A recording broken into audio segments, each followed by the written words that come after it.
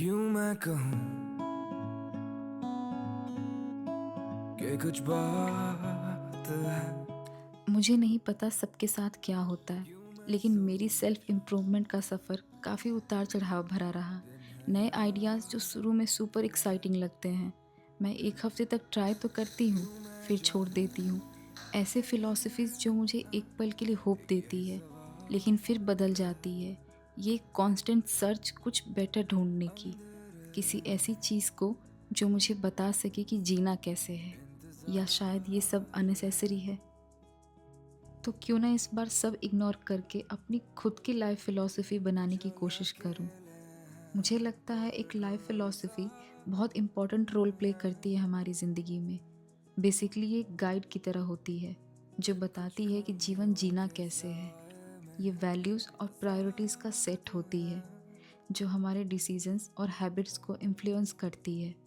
जब भी हम ज़िंदगी के किसी ऐसे मोड़ पे होते हैं, तो ये हमें एक सवाल देने का काम करती है, जो हमें ये डिसाइड करने में मदद करे कि क्या सही है और क्या गलत। असल में एक लाइफ फ़िलॉसफ़ी हमारी आइडेंटिटी को शेप करती है। अगर मैं अपनी लाइफ को देखूं, तो मैंने बहुत सारे रोल मॉडल्स देखे हैं, कभी बुक्स में, कभी फ़िल्मों में, तो कभी टीवी शोज़ में।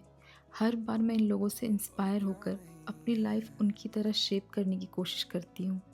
लेकिन अगर मैं सीरियसली बोलूँ, तो मुझे किसी भी इंसान की तरफ जो चीज़ें अट्रैक्ट करती हैं, वो होती हैं सेल्फ एश्योर्डनेस, एक कॉन्फिडेंस जो उनकी ज़िंदगी को सिंपल और सॉर्टेड बना देती है।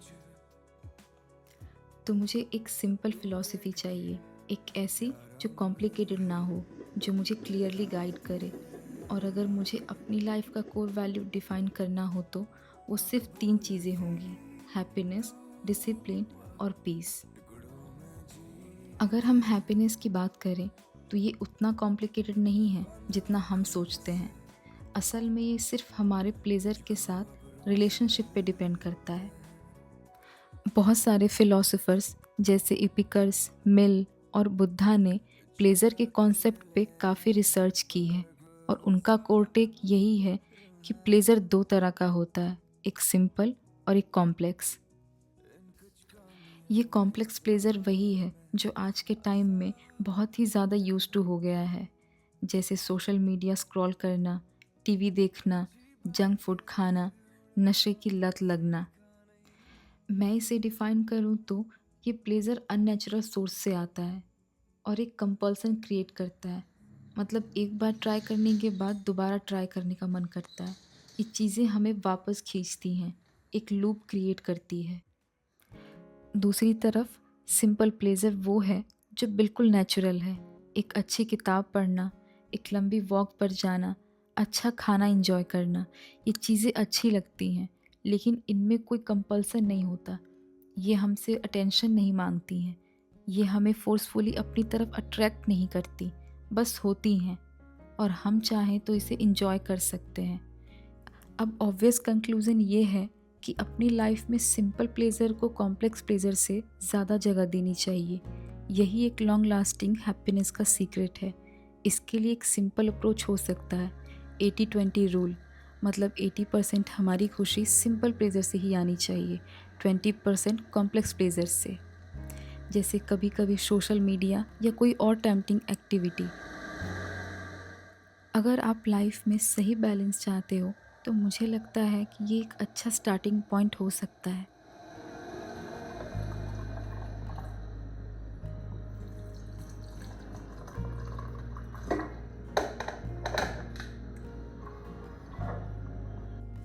अब बात आती है डिसिप्लिन की।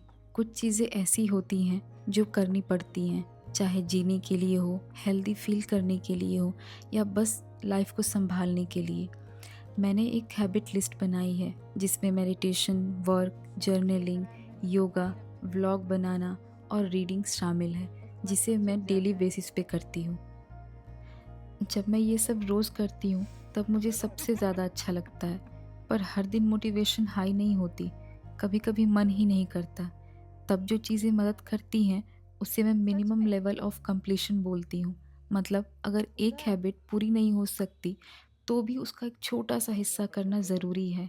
जैसे एक पुशअप्स कर लेना, एक गहरी साँस लेना, एक लाइन जर्नलिंग का लिखना। इससे हमारा मोमेंटम बना रहता है, डिसिप्लिन बना रहता है। डिसिप्लिन का मतलब परफेक्ट होना नहीं होता, बल्कि कंसिस्टेंसी रखनी होती है। हर दिन थोड़ा-थोड़ा करना भी चलेगा, बस रुकना नहीं है।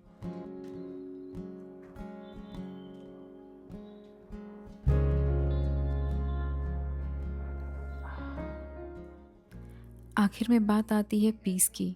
हाँ, मैं मेडिटेशन करने को बोल सकती हूँ, लेकिन असली पीस सिर्फ़ एक टेक्निक से नहीं आती। ये हमारे इमोशंस के साथ रिलेशनशिप पे डिपेंड करती है। असल में हमें ऐसे ज़ोन में पहुँचना होता है, जहाँ इमोशंस हमें कंट्रोल ना करे।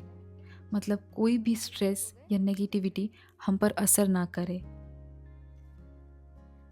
इसके लिए सबसे ज़्यादा ज़रूरी चीज़ ये है कि हम अपनी लाइफ में उन पॉइंट्स को आइडेंटिफाई करें जो हमारी मेंटल पीस को हर्ट करती है। सोचिए, सबसे ज़्यादा हमारी शांति किस चीज़ से बिगड़ती है? क्या पेरेंट्स के साथ आर्ग्यूमेंट्स, क्या काम का स्ट्रेस या नेगेटिव थॉट्स जो बार बार दिमाग में आते हैं? इन सब का रूट कॉज समझना ज़रूरी है। जब तक हम ये नहीं समझेंगे कि अंदर से खुद को क्या परेशान कर रहा है, तब तक हमें शांति मिलेगी ही नहीं। मैं हर किसी की पर्सनल प्रॉब्लम्स तो नहीं जान सकती, इसके लिए कोई स्पेसिफिक एडवाइस नहीं दे सकती, पर एक बात पक्की है, अगर हम रूट प्रॉब्लम्स तक पहुंच जाएं और उसे सॉल्व करने की कोशिश करें तो लाइफ में ट्रू पीस ज़रूर मिलेगी। मेरी सिंपल फ़िलॉसफ़ी बस इतनी ही है। ये 3 चीज़ें मेरी गाइडिंग स्टार्स हैं। शायद आपकी भी हो सकती हैं। मेरी इस वीडियो पे आपकी क्या राय है मुझे कमेंट करके ज़रूर बताइएगा। Thanks for watching my video. Good night and take care.